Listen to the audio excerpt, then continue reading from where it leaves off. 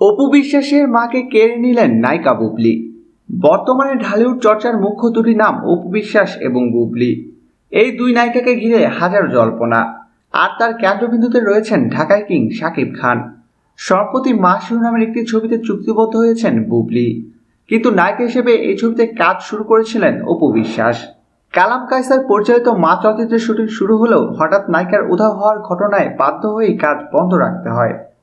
এবার বুবলিকে নিয়ে নতুনভাবে কাজ শুরু করেছেন পরিচালক। ছবিতে তার বিপরীতে থাকছেন শাকিব খান।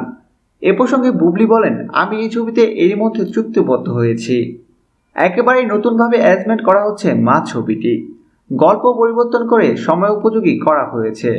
আশা করি দর্শকদের সামনে ভালো আরেকটি ছবি নিয়ে আসতে পারবো।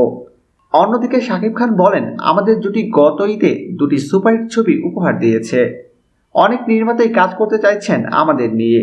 শিল্পী হিসেবে দর্শকের কাছে আমার কিছু দায়বদ্ধতা আছে, যে কারণে অনেক ছবিতে যুক্ত হতে পারছি না।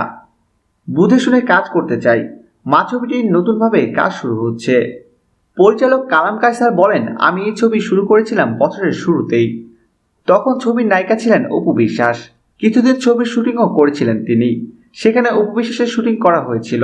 তিনি যেহেতু অনেকদিন ধরে আমাদের সঙ্গে যোগাযোগ বিচ্ছিন্ন রেখেছেন, তাই ছবিটি নতুনভাবে নতুন নায়িকা নিয়ে আমরা শুরু করছি।